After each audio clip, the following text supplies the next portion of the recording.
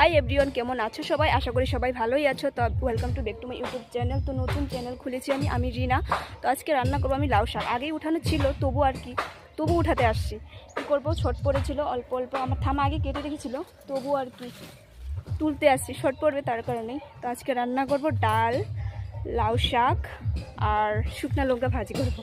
তার কারণে দেখো এই যে আমি লাউ শাক উঠাতে আসছি।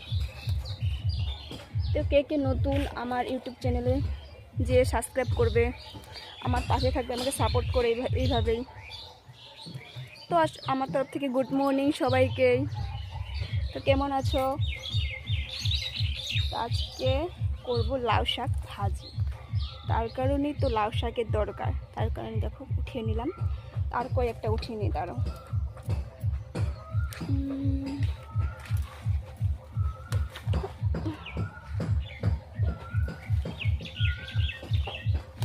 উঁচু তো, তার জন্য উঠানো যাচ্ছে না।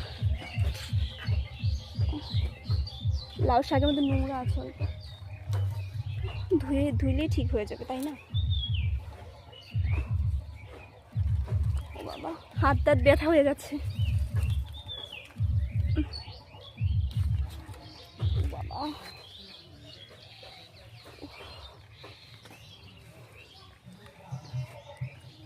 তো গাইস, আমার লাউ শাক।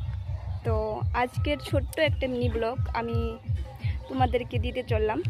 তো এইভাবে আমার পাশে থেকেও আমাকে সাপোর্ট করো। আর প্রথমে আমি হিন্দি বানিয়েছিলাম, তো হিন্দি বলতে পারি না সেরকম, তার কারণে বললাম যে আমি বেঙ্গলি, তার কারণে বাংলাই বানাই, কোনো প্রবলেম নেই। যেহেতু আমরা বাঙালি, নিজের বাংলা ভাষা ছেড়ে তো হিন্দি আর সেরকম ভাইরাল হওয়া যায় না, তার কারণেই ভাবলাম যে বেঙ্গলি।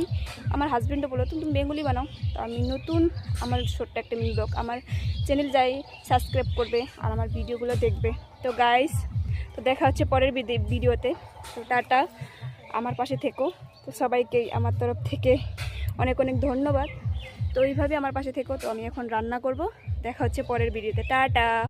তো গাইস, আমি রান্না করে এসে পড়লাম। তো এই যে দেখো, প্রথমেই বলেছিলাম আমার ঠাম্মা সাপ কেটে রেখেছিলো এখানে। তো এখন চাল নিয়ে এলাম পালা। তো চাল নিয়ে সাদা ভাতটা বসিয়ে দিই। যেহেতু আমরা বাঙালি, আমাদের ভাত ছাড়া কিছু গতি নেই, আমরা সেরকম কিছু খাই। সকালে খেয়েছি, ব্রেকফাস্ট করেছি, চা খেয়েছি, তবে এখন রান্না করবো। দাঁড়া, কুলাটা কোথায় রাখলাম?